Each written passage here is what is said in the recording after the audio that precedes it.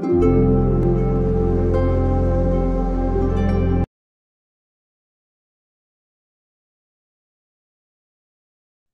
Survey, তাহলে লিখে রাখো এসে সার্ভে। তারপর কিউতে কোশ্চেন্স প্লুরাল।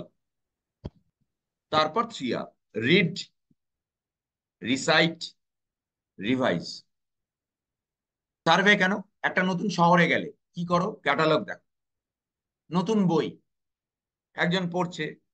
ইউজুয়ালি কি হয়, যারা এসকিউ শেয়ার করে না, পড়েই যাচ্ছে, তারপর উল্টে যাচ্ছে, পুরোটা পড়ে কোশ্চেন করবে? নো। প্রথমে সার্ভে, তারপর কি কি কন্টেন্ট আছে একবার, তারপর কোশ্চেন্স। কেন? লিখে রেখে দাও। এনার্জি ফর সিকিং, SEEKING, জানবার ইচ্ছে তৈরি হবে যখন পড়ছো। এই কোশ্চেনটা, ও এটার উত্তর এটা, আরে এটার উত্তর তো এটা, তাহলে কিউরিওসিটি হবে। You are on the learning. শুধু পড়তে হয়, পড়লে বোরিং হয়। তাহলে আগে পড়া পরে question, no, big no, 100% no. জীবনের এতদিন যদি করে থাকো, তাহলে আগামীর থেকে কোনো পড়ার ক্ষেত্রে আগে সার্ভে, তারপর কোশ্চেন্স, দেন রিড, তারপরে রিসাইট, মনে মনে চিন্তা করলে।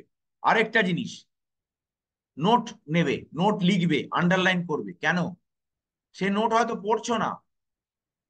অ্যাক্টিভ রিডিং, হাতকে এনগেজ করা, তুমি যে পড়ছো তার সঙ্গে হাতের এনগেজমেন্ট, কাট দ্য ওয়ার্ড। তাহলে পড়বো কিভাবে? ডিস্ট্রাকশন থাকবে না, যেটুকু পড়বে মোবাইল অফ, জানলা বন্ধ, ডিস্টারবেন্স নেই, যা পড়বে আধ ঘন্টা 1 ঘন্টা, কাট দ্য ওয়ার্ড। পড়ার পড়ার 3টে মন্ত্র, ফোকাস, লিখে রেখে দাও, ফোকাস,